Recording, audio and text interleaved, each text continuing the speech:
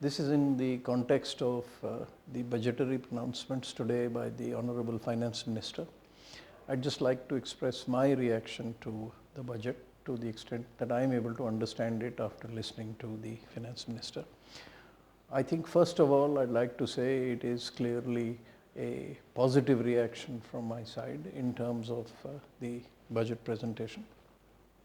And the reason I say positive is I will take recourse to 5 or 6 different areas that I think are immensely worthy of mention in terms of their beneficial implications on all of us.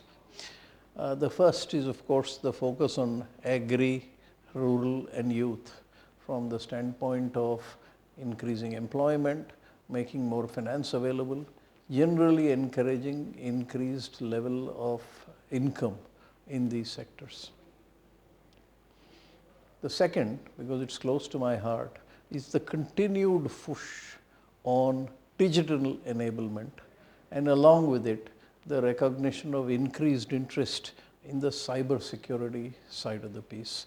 So the budget pronouncements, of course, refer to several steps in furthering the interests of the cause of digital and its benefits, for example, transparency, but also sought to encourage increased attention in the associated area of cyber security and did talk of a few measures in that space. These go hand in hand, and I think that's an extremely welcome step and needs further encouragement. The third is the infrastructure space. Essentially, to name a couple of those examples, one is the continued focus on incentivizing reusable energy such as solar, and the second, for the first time, an attempt to look at integrated end-to-end transport management through a combination of rail, road and waterways.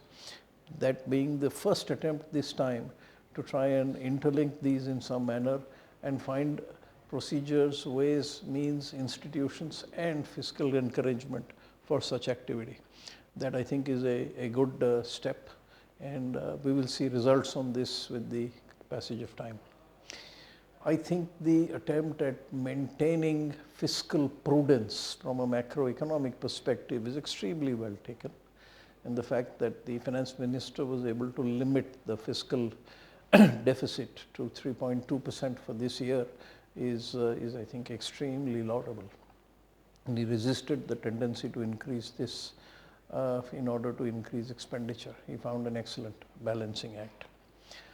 The focus on affordable housing is meritorious. I think it is catering to an important class, and I think certainly needs encouragement. Finally, when it comes to taxes, as far as direct taxes are concerned, the focus on increasing the tax net coupled with a reduction of taxes both at the personal and corporate level for the existing tax-paying community by and large is extremely well taken. The first evidence of recognition that the salaried class was kind of overburdened was explicitly made in the Finance Minister's budget, and I think that augurs very well for this area of activity and endeavor. So all in all, I'd like to say we're positively inclined. Of course, we will examine the fine print to understand what are the other related elements, but we are all hopeful that this is a significant forward step. Thank you.